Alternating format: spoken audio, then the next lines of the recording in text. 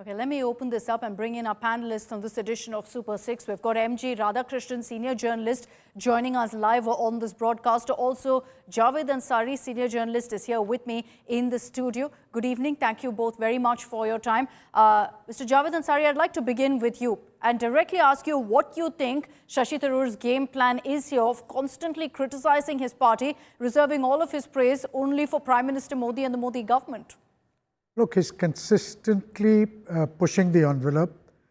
He's trying to provoke or incite the party, dare the party into taking action against him. This goes back a long time. He feels that he's not getting his due. He was denied LOP, Mr. Adhir Ranjan Chaudhary in the previous Lok Sabha was made. And now if he wants to be projected as the chief ministerial face of the Congress party in Kerala. This is something which the Congress leadership is not willing to do. Therefore, he is not satisfied.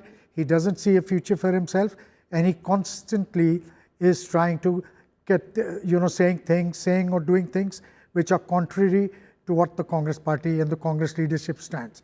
He clearly wants the Congress to push him out. The Congress at the moment is willing to wait.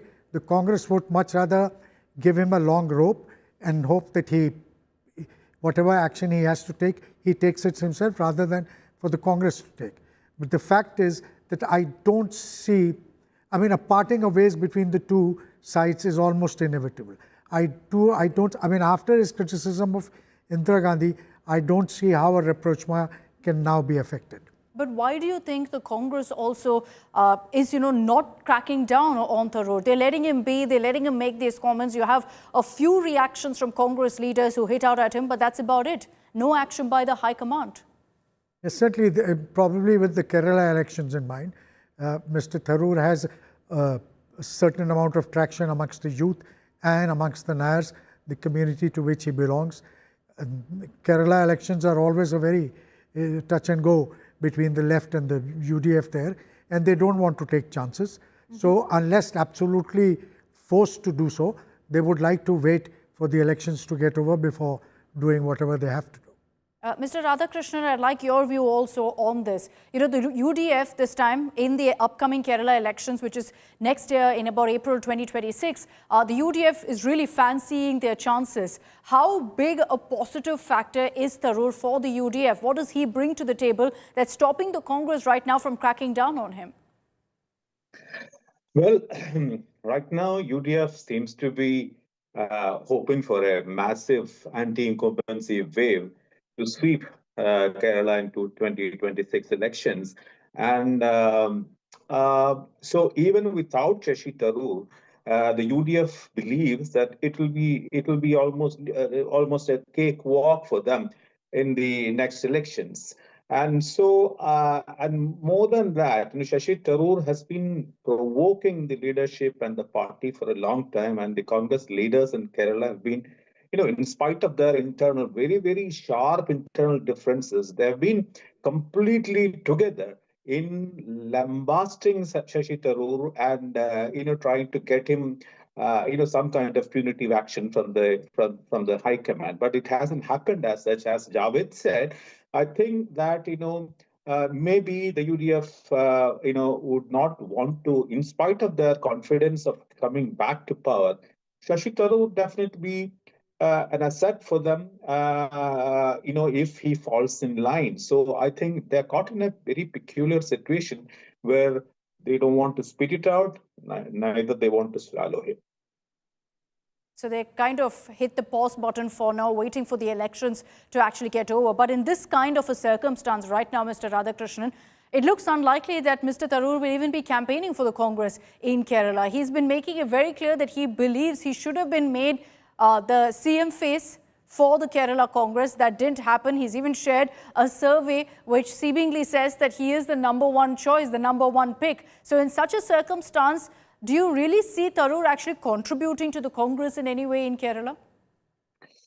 Well, now it looks very dicey, because this looks, the latest article by him, he has been finding opportunities to praise Narendra Modi and BJP for a long, long time. But, on all those occasions, he had left some space open where he could be actually his even with even if he was complimenting Narendra Modi, there was some space for criticism. But this particular article about the emergency and his complete biggest attack, ever on Indira Gandhi and Sanjay Gandhi seems to be a tipping point.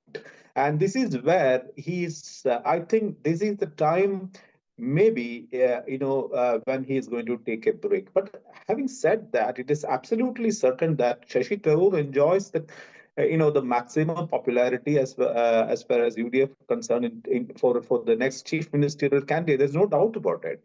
But now things have come to such a situation where even the party high command or the party may not be able to let it pass, because there could be some action coming in his way, it seems. Okay, let me bring in Javed once again on this. Javed, just to put this, from the context of what Tharoor has been talking about, he clearly feels shortchanged, that, he hasn't been given the opportunities that he deserves in the Congress. Here's someone, of course, who's been able to get the Thiruvananthapuram seat repeatedly for the Congress. He's pitched in, and you see in the last few months how the BJP essentially has utilized him after Operation Sindoor, sending him on these global delegations and whatnot. Why is it that the Congress refused to kind of recognize his potential? Well, I'm not so sure if it is entirely true that his potential has not been recognized. Let's also understand that the Congress is in the opposition, they're not in government. There's only a limited number of things they can do for him or for anybody that can be offered. Congress is not in a position to make him a roving ambassador or for that matter, the External Affairs Minister.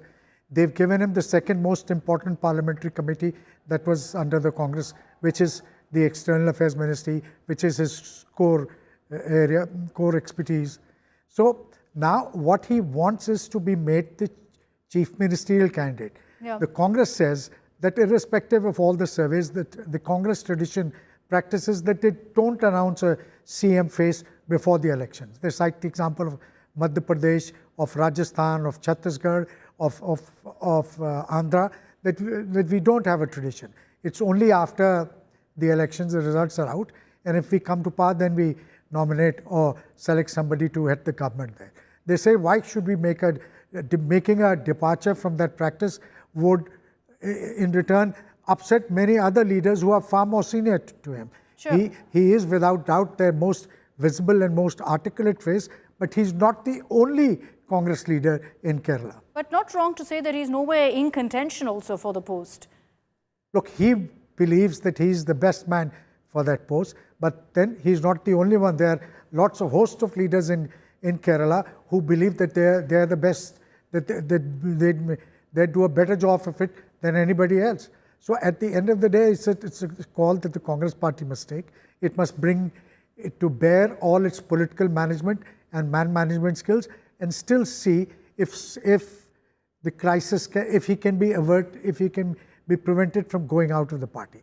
An effort must be made and be seen to be made, because he does command a certain amount of traction, like I said earlier, within the Nair community, as also amongst the youth in Kerala, and if I dare say, even outside Kerala.